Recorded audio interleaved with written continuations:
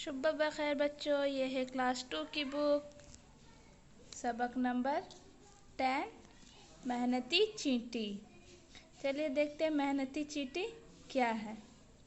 आज तो शाम होते ही सब बच्चों ने नानी माँ को घेर लिया। सब बच्चे नानी माँ से कहानी सुनना चाहते थे। नानी माँ बच्चों की जिद ना टाल सकी। अब उन्होंने कहानी शुरू की। वह बोली, एक थी चींटी और एक थी मकड़ी।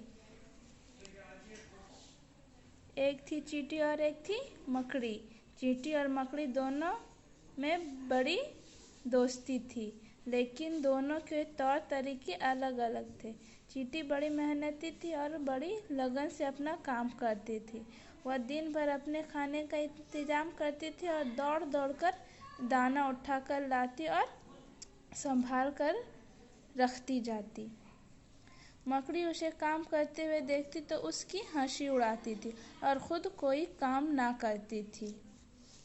देखो बच्चों, मकड़ी और चींटी में बहुत अच्छी दोस्ती थी। वो बहुत अच्छे दोस्त थे, लेकिन दोनों के तौर तरीके अलग थे।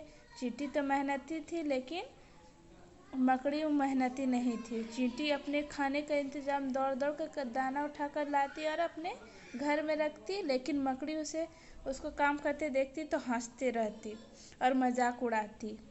कुछ वक्त के बाद बारिश शुरू हो गई। चींटी अपने रखे हुए दाने खाकर अपना पेट भर लेती, लेकिन बारिश के सबब मकड़ी बाहर नहीं निकल पाती थी और उसे खाने को कुछ नहीं मिलता था। वह भूख से तड़पने लगी। आखिर में वह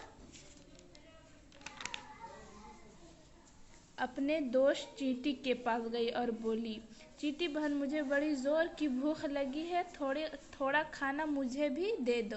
खाना नहीं मिला तो मैं मर जाऊंगी। देखो बच्चे, चींटी ने तो मेहनत करके वो अपने खाने का इंतजाम कर ली, लेकिन मकड़ी नहीं कर पाई और बारिश शुरू हो गई, जिसकी वजह से उसे भूखे रहना पड़ा। और वह चींटी के पास गई और बोली, मुझे खाना दे दो, अगर नहीं मिला तो मैं मर जाऊंगी। मकड़ी ने बोला। चींटी ने कहा, जब मैं मेहनत से खाना जुटा रही थी तब तुम कहाँ थी? मकड़ी बोली, बहन, तब तो मैं सो रही थी। चींटी बोली, तो अब फिर जाओ और सो जाओ, मैं तुम्हें खाना क्यों दूँ?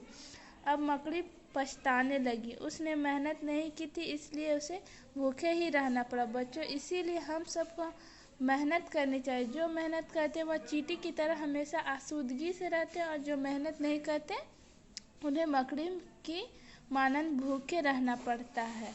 वह हमेशा अपने सुस्ती के सबब बाद में पछताते हैं। बच्चों, याद रखो, मेहनत का फल हमेशा मीठा होता है। आज की मेहनत कल की खुशी होती है। तुम भी मेहनत से पढ़ाई करो और हमेशा आगे बढ़ो। इसलिए बच्चों, हमेशा हम लोग को मेहनत करनी चाहिए, ताकि हमें चींटी की तरह आसूदगी से रहना पड़े। अगर मेहनत नहीं करेंगे तो मकड़ी की तरह मानंद भूख कुछ भी कर नहीं पाएंगे। इसीलिए हमें हमेशा पढ़ाई करनी चाहिए और मेहनत हमेशा करनी चाहिए। ओके, थैंक यू बच्चों।